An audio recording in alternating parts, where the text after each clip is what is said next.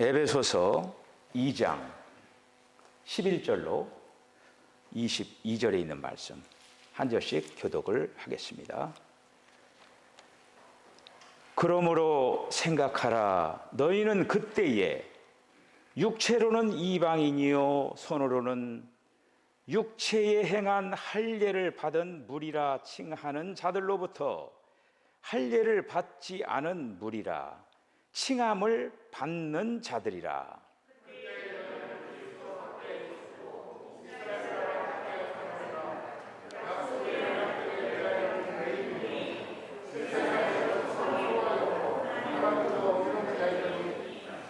이제는 전에 멀리 있던 너희가 그리스도 예수 안에서 그리스도의 피로 가까워졌느니라.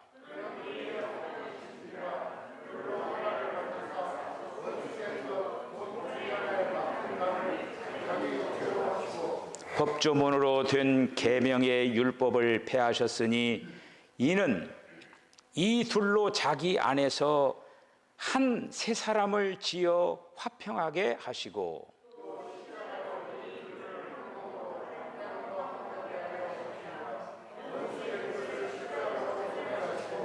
또 오셔서 먼 데 있는 너희에게 평안을 전하시고 가까운 데 있는 자들에게 평안을 전하셨으니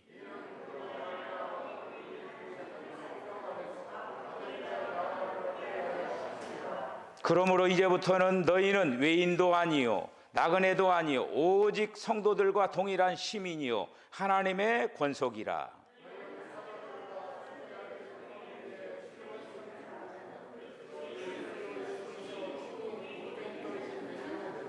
그의 안에서 건물마다 서로 연결하여 주 안에서 성전이 되어 가고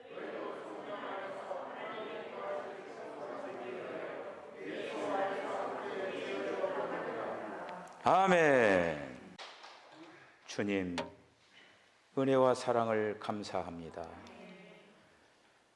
하나님께서 오늘도 저희들에게 은혜를 허락하여 주시기를 원합니다. 저희들의 마음의 문을 활짝 열고 주께서 말씀하시는 음성을 듣게 해 주시고 저희들이 드리는 이 모든 예배가 오로지 하나님께 상달되게 하여 주시기를 원합니다. 이 예배를 통하여서 주님께 더 가까이 가는 아름다운 시간 되게 하여 주시옵소서. 찬양을 통하여서 영광 돌리는 우리 성례권 집사에게 은혜를 허락하시고 지금까지도 지켜주셨던 것처럼 앞으로도 끝까지 선한 싸움을 싸우고 달려갈 길을 주님의 뜻대로 아름답게 달려나가게 하여 주시옵소서. 예수님의 거룩하신 이름으로 기도하옵나이다. 아멘. 할렐루야. 2022년도 우리 석천교회 표가 함께 지어져 가는 교회입니다. 우리 함께 크게 한번 선포하십니다. 시작. 함께 지어져 가는 교회. 할렐루야. 이것이 주님의 최상의 목표입니다. 우리 석천교회뿐만 아니라 세상에 있는 모든 교회들이 하나가 되어서 요한계시록의 새 예루살렘의 걸작품을 만들고 계십니다. 그래서 적게는 우리 사랑하는 석천교회가 먼저 주님이 원하시는 하나님과 함께하는 함께 지어져가는 아름다운 교회가 되어져야 할 줄로 믿습니다. 우리가 그 운동 경기 중에 2인 삼각이라고 하는 그런 경기가 있습니다. 둘이 이제 가운데 다리를 묶고 그렇게 해서 어떤 목표 지점을 향해서 돌고 오는 그런 2인 삼각 경기가 있어요. 그러니까 이제 서로 다리를 하나씩 묶었잖아요. 서로 다리를 하나씩 묶었기 때문에 둘이 마음을 합해야 돼요. 하나 둘 해가면서 만약에 그 동작을 하지 않는 사람 서로 막 하려고 막 서로 하다 보면은 막 넘어지기도 하고 막 별별 쇼가 다 벌어지는 거죠. 이게 우리 모두는 지금 2인 삼각 경기와 같이 경주를 하고 있는 사람입니다. 오늘 특별히 말씀을 통해서 우리 모두가 은혜 받기를 원합니다. 예수님은 교회의 머리이십니다. 여러분들 아시죠? 예수님이 교회의 머리예요. 그리고 그 몸이 예수님이십니다. 이 사실이 분명한 그러한 진리고 이 진리를 향해서 나아가는 거예요. 그래서 우리 모두는 지금 몸의 지체들이에요. 예수님이 그 교회의 몸인데 그 몸의 지체들이 저와 여러분들의 모든 세계의 모든 믿는 이들이 다 모여져 가지고 하나의 지체가 하나의 몸이 된 거예요. 오늘 본문에 이제 한 세 사람이 있죠. 한 세 사람이 바로 여러 가지 표현인데 그것이 바로 그리스도의 몸이요 한 세 사람이고 새 예루살렘이고 다 그렇게 똑같이 진행이 되어가고 있더라고요. 우리 모두는 각기 달라요. 모양도 다르고 생각하는 생각도 다르고 성격도 다르고 이렇게 다 다르게 다 돼 있어요. 그런데 머리를 중심으로 우리는 같은 생각, 같은 마음, 같은 뜻, 같은 비전을 가지고 우리가 하나가 되어서 지금 연결되고 연합되고 아름다운 신진대사가 진행이 되면서 하나의 거룩한 몸을 지금 이루어가고 있다라는 그런 일의 말씀입니다. 그래서 하나님께서 가장 기뻐하시는 교회는 어떤 교회냐? 함께 지어져 가는 교회라고 하는 거예요. 특별히 성경 66권 가운데 교회에 대해서 분명하게 말씀한 성경이 에베소서입니다.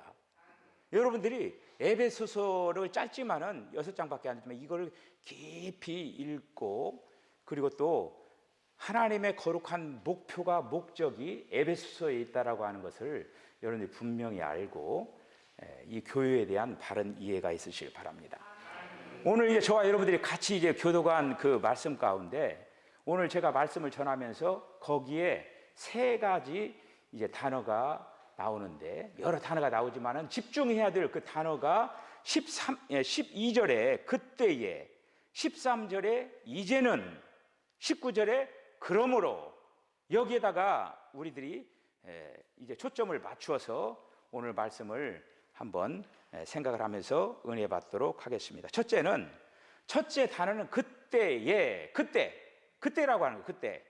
어느 때냐? 12절을 보니까 그때에 너희는 그리스도 밖에 있었고 이스라엘 나라의 밖의 사람이라 약속의 언약들에 대하여 외인이요 세상에서 소망이 없고 하나님도 없는 자이더니 그때는 바로 에베소 2장 1절에 있는 말씀을 보면은 허물과 죄로 죽었던 바로 그때예요. 우리가 예수 믿기 전에의 상태라고 하는 거예요. 예수 믿기 전의 상태, 영적으로 죽음에 있었던 그런 어떤 상태, 그때를 얘기하고 있는 거예요. 이방인이죠, 이방인. 육체로는 이방인이었어요. 그래서 하나님의 백성으로 선택받은 백성들이 그 이스라엘 백성들입니다. 이스라엘 백성들에게 있어서 이스라엘 백성들은 어떤 생각을 가지고 있냐면 자기들만 하나님의 백성이고 나머지 모든 사람들은 다 이방인이라고 하는 거예요. 그래서 선민의식이 굉장히 강했습니다. 그래서 자기들만 하나님의 택한 그 백성이고 나머지 그 이방인 사람들 멸시와 천대를 하면서 그런 사람들을 적대시했던 거예요. 유대인들이 사마리아 사람들은 사실 자기 동족들인데 전쟁으로 인하여서 이방인 사람들의 피가 섞인 거잖아요. 그럼에도 불구하고 사마리아 사람들을 개처럼 취급한 거예요. 어떻게 보면은 이방인의 그 전쟁을 통해서 이방인의 그 피가 이제 섞였는데 그래도 자기 동족 아닙니까? 그런데도 불구하고 사마리아 사람들을 개처럼 취급하면서 상종을 하지 않고 사마리아 지역은 걸어가지도 않았어요. 그냥 사마리아 직진하면은 빠른데 사마리아 지역을 이렇게 돌아가지고 이렇게 갔어요. 더러운 지역이라고 생각을 하면서. 그러한 유대인들은 이방인을 아주 그 경멸하고 천대하고 그러한 생각을 가지고 사는 사람들이 이스라엘 사람들이었습니다. 오늘 이제 본문에 그 보면 11절에 손으로 육체에 행한 무할례당이라 라고 하는 거예요. 이스라엘 백성들은 하나님과 관계 속에서 이 할례라고 하는 것이 굉장히 중요합니다. 그래서 그들은 낳은 지 8일 만에 할례를 받는 거예요. 할례를 받으면서 그들은 거룩한 백성이라고 하고 하나님과 관계되어 있는 백성이라고 하는 어떤 표징이 바로 할례예요. 근데 이방인들은 할례를 받지 않은 사람들이잖아요. 무할례자들이잖아요. 그러니까 이 할례를 받은 그거에 대해서 자부심과 긍지를 가지면서 이방인들을 경멸을 하고 그들을 아주 멸시하는 그런 어떤 태도를 가지고 있었다라고 하는 것이죠. 우리가 예수 믿기 전에는 그리스도 밖에 있었습니다. 그리스도 밖에. 그리스도라고 하는 그 말은 헬라어고, 그리고 또 메시아라고 하는 말은 그 히브리어로 메시아잖아요. 똑같은 말이에요. 기름 부음 받은 자. 그래서 이 메시아, 구원자, 해방자, 구세주. 그러니까 이스라엘 백성들은 메시아로 인한 구원의 대상이다. 그런 생각을 가지고 있었어요. 메시아가 자기들을 구원할 그런 메시아라고 하는, 이방인에게는 거기에 관계가 없다라고 하는 것이죠. 이러한 자부심과 긍지를 가지고 살아갔던 그 백성들이, 우리들은 그때 한마디로 죄와 허물로 죽을 수밖에 없는 그런 어떤 상태에 빠져 있는 자들이었다라고 하는 것이죠. 그런데 두 번째 단어가 이제는, 이런 말씀입니다. 이제는. 그러니까 그때라고 하는 과거죠. 그때라고 하는 과거고, 이제는 그리스도 안에서, 하나님 안에서 살게 됐다라고 하는, 그 13절을 보면은 이제는 전에 멀리 있던 너희가 그리스도 예수 안에서 그리스도의 피로 가까워졌느니라. 할렐루야. 그러니까 우리가 이방인으로 죄와 허물로 말미암아 영원히 멸망받을 수밖에 없는 그런 어떤 상태에 놓여 있었지만은, 예수님이 오셔서 이제는 거기서부터 우리를 위치를 바꿔주시고 우리를 구원해 주셨다라고 하는 거. 주님이 이 땅에 화평케 하러 이렇게 오셨습니다. 유대인과 이방인을 화평케 하시고 하나님과 그리고 또 이방인들이 화평케 되는 막힌 담을 헐어버리시고, 이 일을 위하여서 예수님이 이 땅에 오셔서 화목제물이 되셨습니다. 중간에 막힌 담이 있다라고 하는 거예요. 이 막힌 담이 있다라고 하는 걸 이해하기 위해서는 우리가 실제로 예루살렘 성전을 우리들이 이제 보면은 이 성전의 어떤 뜰이 구분이 지어져 있어요. 제일 바깥에는 이방인의 뜰이 있습니다. 이방인의 뜰이 있고 경계선이 있어요. 경계선이 있고 그 다음에 여인의 뜰이 있고 그 다음에 제사장의 뜰이 이렇게 있습니다. 그 만약에 그 경계선을 뭐라고 되어 있냐면, 이 이방인들이 여인의 뜰로 이렇게 가는 그 경계선에 뭐라고 경고문이 딱 써 있느냐면은 이렇게 했어요. 이방인은 더 이상 이곳을 만약에 들어가면은 즉시 죽임을 당하리라. 이 경고문이 딱 써 있는 거예요. 그 실제적으로 이방인들이 그 경계선을 넘어 들어가면 돌로 쳐 죽이는 그런 사례가 있었다고 하는 것이죠. 그래서 이 막힌 담이라고 하는 것은 그런 측면에서 이방인과 유대인 사이에는 이런 막힌 담이 있었다고 하는 것이죠. 우리가 이제 역사적으로 우리가 이제 그 조선 시대에 양반도 있고 뭐 천민도 있고 그런 어떤 여러 가지 계층이 있었잖아요. 근데 이 천민에 해당하는 그 계층의 사람들을 종들이라고 해요. 종들. 그리고 이 종들에게는 뭐가 있냐면 노비 문서가 있었습니다. 노비가 문서가 있었어요. 그러니까 주인이 항상 그 노비 문서를 가지고 종으로 부려먹는 거예요.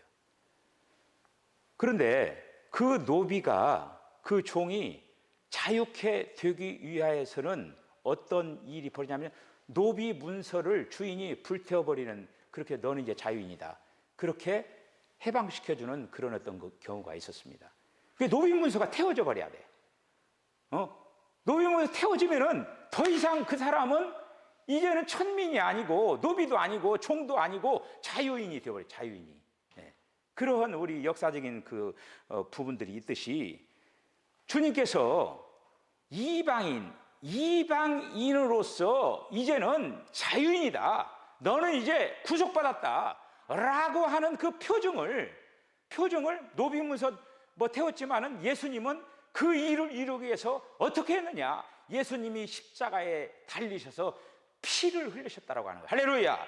피를 흘리시고, 그리고 또 예수님이 십자가에 달리셔서 원수된 것을 십자가로 소멸을 하시고 막힌 담을 헐어버리시고, 이렇게 해서 우리들이 저주 가운데서 삶을 살아가야 될 그러한 존재들이었는데, 이제는 주님이 저주를 받으시고, 우리가 저주를 받아 마땅할 우리들이 이제는 주님이 저주를 받으시고, 그리고 또 우리들이 형벌을 받아야 되는데 주님이 형벌을 다 받으시고 신분을 변화시켜 주셨다고 하는 거예요. 이제는 더 이상 이방인이 아니라 우리들을 하나님의 자녀 삼아 주시고 우리들을 하나님의 나라의 거룩한 시민으로 삼아 주셨다고 해요. 신분을 바꿔버린 거예요. 이제는 저와 여러분들은 이제는 하나님의 자녀들이 되었고, 이제는 더 이상 이방인이 아니라 더 이상 이제는 하나님의 나라의 거룩한 시민이 되어서 천국 시민권들을 다 가지고 있는 저와 여러분들이라고 하는 그런 이제 거룩한 시민이 된 거예요. 거룩한 시민이 되어서 우리가 지금 이 귀한 신앙의 경주를 하고 있습니다. 그러면서 우리는 교회라고 하는 부분이 된 거예요. 교회라고. 저와 여러분 모두가 다 교회예요. 교회. 다 교회인데 그 교회가 한 몸을 지금 이루어 가고 있다라는 그런 이제 말씀입니다. 한 몸을 지금 이루어 가고 있다라고. 우리가 그 콩을 자루에다가 이렇게 넣으면은 그 콩이 각각 다 이렇게 있잖아요. 근데 만약에 자루를 갖다가 딱 하면 어떻게 돼요? 콩이 샥 다 흩어져 버린다라고 하는 거예요. 아무리 많은 콩이라도 그 콩과 콩이 연결되어 있지 않으면은 그거 다 흩어져 버리는 거예요. 교회 함께 지어져 가는 교회. 아무리 많은 성도들이 있다 한다 할지라도 그 성도들이 함께 연결되고 연합되고 합해지지 않으면은 결코 하나님께서 기뻐하시는 그런 어떤 교회가 아니라고 하는 거예요. 비록 숫자는 적을지라도 그 적은 숫자라 할지라도 함께 연합되어 있고 함께 지어져 가는 그 교회를 하나님께서 기뻐하신다라는 그런 이제 말씀입니다. 그래서 세 번째 단어는 그러므로입니다. 그러므로 19절에 보면은 그러므로 이제는 너희가 외인도 아니요 손도 아니요 오직 성도들과 동일한 시민이요 하나님의 권속이라. 이제 우리는 지금 이제 하나님의 백성인 우리들이 이 땅 위에 삶을 살아가면서 어떻게 살아가야 될 건가를 이 그러므로가 가르쳐주고 있는 거예요. 과거에 그리고 또 현재 앞으로, 이 그러므로는 앞으로 그리스도인으로서 단지 그리스도인이라고 하는 이름, 신분상의 그런 어떤 그 하나님의 자녀라고 하는 이름만 가져서는 아니 되고, 이제는 우리가 이 신분을 뛰어넘어가지고 함께 지어져가는 교회가 되어져 가야 한다라는 그런 이제 말씀입니다. 신분이 달라지면 어떻게 되냐면은 삶이 달라져야 한다라고 하는 거예요. 삶이. 그 누가복음 15장에 있는 그 말씀을 보면은 아버지 집을 떠난 그 탕자 얘기가 나오잖아요. 탕자는 그 얼마나 아버지하고 있을 때는 얼마나 참 그가 아들로서 존귀하게 삶을 살았습니까? 근데 그가 집을 나가잖아요. 집을 나가가지고 있는 재산 다 탕진을 하고 한마디로 노숙자가 되고 거렁뱅이가 되어가지고 그가 돼지치는 거기 가가지고 쥐엄 열매를 먹고 그렇게 하면 거기 자기 아버지 집을 생각을 하죠. 우리 아버지 집에 있는 그 종들은 나보다도 더 좋은 음식을 먹고 이렇게 살 건데 나는 이게 뭐냐 하면서 그 신세를 타령하다가 아버지 집을 생각하잖아요. 우리가 예수 믿고 구원 받았다라고 하면은 신분이 변화가 된 거예요. 신분이 변화됐다라고 하는 거는 음식이 바뀐 거예요. 과거에 우리가 예수 믿기 전에는 한마디로 개돼지가 되어가지고 쥐엄 열매나 먹고 세상에 있는 온갖 더러운 것들을 취하면서 삶을 살아갔지만은 이제는 거룩한 자녀가 됐기 때문에 거룩한 음식을 먹고 살아야 된다고 하는 거예요. 할렐루야! 그럼에도 불구하고 신분이 바뀌었음에도 불구하고 여전히 그 옛날 과거에 쥐엄 열매나 먹고 있고 옛날에 그 온갖 잡다한 그런 어떤 실행들을 예수 믿는 이후에도 계속적으로 해나가고 있다고 하면은 그 신분은 변화가 됐지만 그 얼마나 참 부끄러운 모습입니까? 그래서 여기서 이 그러므로는 뭐냐? 이제는 신분이 달라졌듯이 우리가 삶도 바꿔줘야 된다고 하는 거예요. 아버지 집에 돌아왔으면 더 이상 쥐엄 열매, 돼지들이 먹는 음식으로 배를 채워서는 아니 된다고 하는 거예요. 아버지 집에 돌아왔으면 아버지 집에서 제공하는 음식들을 먹어야 된다고 하는 거. 할렐루야. 아니 아버지가 길 잃어가지고 밖에 나가서 그 탕자처럼 살다가 온 송아지 잡고 온갖 잔치상을 벌려놓고 그래 이거 먹고 나하고 같이 잔치하자 그랬는데 그 좋은 음식을 안 먹고 나는 뒤에 쥐엄 열매를 먹겠다라고 하는 거예요. 그 얼마나 어리석은 사람입니까? 과거에 그 쥐엄 열매 먹던 시절이 얼마나 비참해요. 그러면 그 쥐엄 열매를 이제는 끊어버리고 아버지가 송아지 잡아가지고 거창하게 준비한 그 진수성찬을 먹으면서 이렇게 살아가는 그게 바른 거 아닙니까? 그렇듯이 우리는 이제 신분의 변화되었듯이 삶도 바꿔져야 한다라는 그런 이제 말씀입니다. 그래서 형제 자매와 화목하게 그리고 또 평안을 누리면서 한 상에 둘러앉아 가지고 한 가족같이 이런 아름다운 삶을 살아야 된다고 하는 거예요. 그리스도의 삶이 달라져야 된다. 그러면은 어떻게 달라져야 하느냐? 첫째는 참된 평화이신 예수 그리스도를 바라봐야 한다는 말씀입니다. 할렐루야. 우리는 이제는 그러므로 이제는 우리들은 뭘 바라봐야 되느냐? 믿음의 주요 온전케 하시는 그리스도의 푯대를 바라보면서 오로지 예수님을 바라보면서 우리들이 이 땅의 삶을 살아가야 된다는 그런 말씀이죠.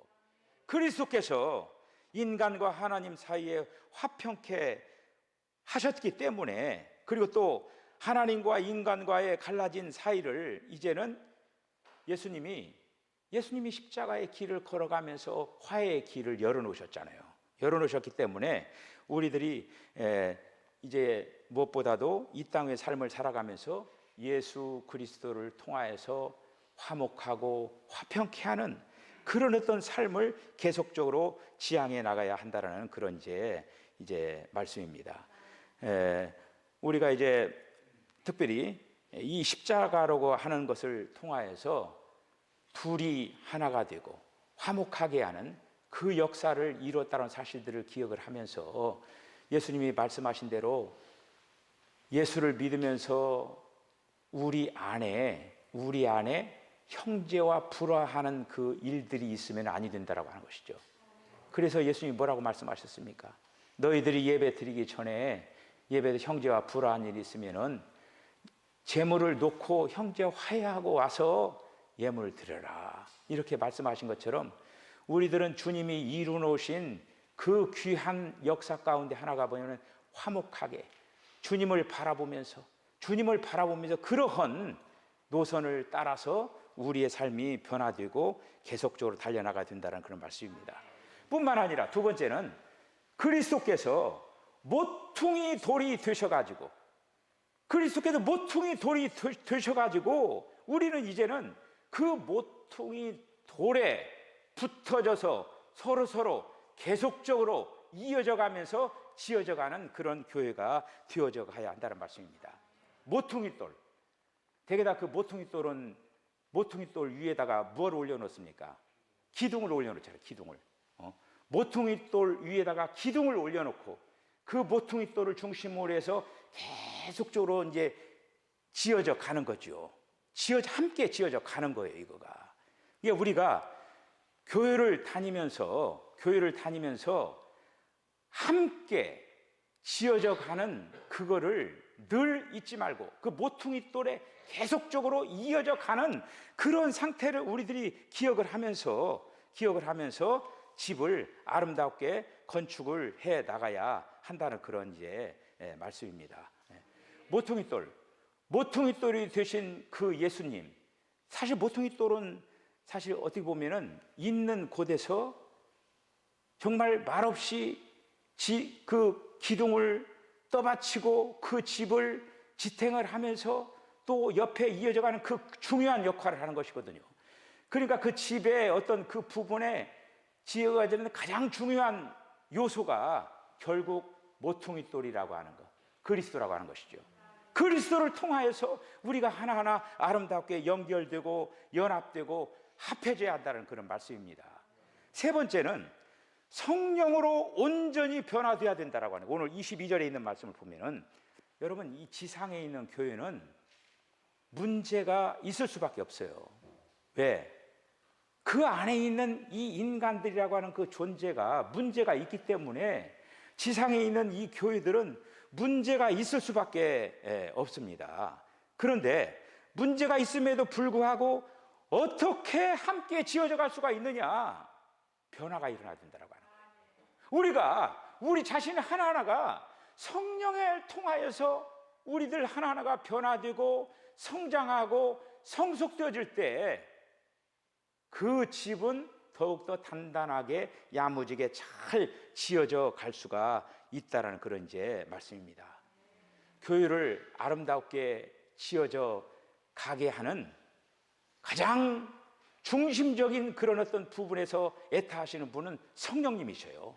성령님은 오늘도 말할 수 없는 탄식을 가지고 하나님의 거룩한 교회를 함께 아름답게 건축하기 위해서 마음과 정성을 다하고 있다는, 중요한 것은 뭐냐? 그 성령님의 우리가 거룩한 동역자로서 그 성령님과 함께 동역을 하면서 순종을 하면서 복종을 하면서 평화를 하면서 화평케 하면서 하나 되게 하기 위해서 이 일을 정성을 다해서 이루어 나가야 한다는 그런 말씀입니다.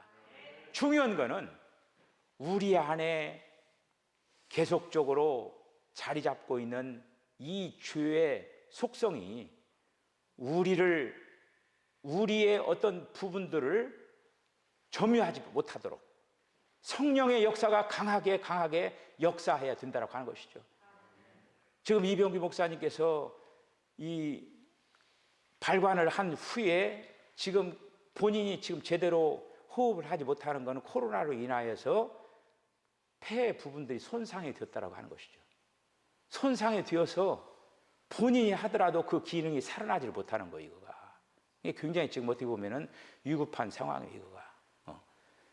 우리가 신앙의 경주를 하면서 우리 안에 있는 그런 어떤 죄의 이 속성들 하나하나가 계속적으로 자리 잡고 있는 이상은 변화되고 성장하고 성숙할 수가 없는 거예요. 이 부분들을 전멸시키고 이 부분들이 작동을 하지 못하도록 그렇게 되어질 때 우리들이 변화의 사람이 될 수가 있고 하나가 될 수가 있고 함께 지어져 갈 수가 있고 이제는 내 자신을 부인하면서 서로 양보하면서 하나하나 이렇게 아름답게 되어질 수가 있다는 그런 이제 말씀입니다. 우리 사랑하는 성도 여러분, 올해 1년 동안 뿐만 아니라 우리 사랑하는 석천교회가 지금 이제 200년을 향해서 달려나가는 교회이고 더 나아가서 주님의 오심을 기대하는 그런 아름다운 교회여야 된다고 하는 것이죠. 지금까지 달려오면서도 우리 석천교회가 그래도 함께 지어져가는 그런 어떤 부분이 오늘날까지 있었어요. 저와 여러분들은 이제 200년의 주역들로서 기초석을 놓아가면서 우리 사는 석천교회가 주님 오셨을 때 가장 기뻐하는 아름다운 비전, 이 이상을 꼭 이루어드리는 우리 모두가 되기 위하여서 마음과 정성을 올해도 이제 서로 더욱더 하나가 되고 함께 되기 위하여서 마음과 정성을 다하는 올 한 해가 될 수 있도록 정성을 기울이시고, 우리가 형제의 자매의 그 모든 일들이 남의 일이 아니라 내 일이라고 생각하는 그런 생각을 가지고 끈적끈적하게 우리가 함께 아름답게 신앙생활 잘 감당하는 저와 여러분 다 되어주시기를 주의 이름으로 간절히 축복합니다. 기도하시겠습니다. 주님, 은혜와 사랑을 감사합니다. 주님께서 저희들을 택하신 목적이 이제 새 예루살렘, 그 아름다운 교회를 이루기 위하여서 저희들을 택하신 줄로 믿습니다. 이방인으로서 죄와 허물로 영원히 죽을 수밖에 없는 저희들을 하나님께서 세상을 이처럼 사랑하는 독생자 예수 그리스도를 이 땅에 보내주심으로 말미암아 그 예수님을 통하여서 우리가 또 하나 될 수 있는 그러한 길을 열어주시고, 또 아버지 하나님이여 한 교회로 세워나갈 수 있도록 은혜 베풀어 주신 것을 감사를 드리옵나이다. 우리 사랑하는 석천교회 온 성도들이 이런 비전과 이상을 가지고 주님의 거룩한 몸을 이루기 위하여서 마음과 정성을 다하겠다고 결단하는 우리 사랑하는 성도들의 큰 은혜와 복을 더하여 주시옵소서. 특별히 아버지 하나님이여 또 이제 아버지며 또 여러 가지 어려운 그런 가운데서 몸부림치는 우리 이병규 목사님 하나님 불쌍히 여시고 궁히 여기셔서 이제 아버지 하나님 그 폐 기능을 하나님께서 만져주시고 회복시켜 주셔서 이제 자기가 호흡할 수 있는 그러한 은혜를 베풀어 주시기를 간절히 바라옵고 나옵나이다. 주님, 성령으로 아버지 역사해 주시고 피 묻은 손으로 그 환처를 만져주시고 안수하여 주시기를 원합니다. 예수님의 거룩하신 이름으로 간절히 기도드리옵나이다. 아멘. 지금은 우리 주님 예수 그리스도의 거룩하신 은혜와 하나님 아버지의 극진하신 사랑과 성령의 감동 감화 교통하심이 우리 사랑하는 석천교회 온 성도들 뿐만 아니라 세계에 있는 모든 그리스도인들이 함께 지어져가는 아름다운 교회를 세우겠다라고 결단하는 우리 사랑하는 성도들의 심령과 가정과 기업과 저들의 삶 가운데 지금으로부터 영원까지 함께 하시기를 간절히 축원하옵나이다. 아멘.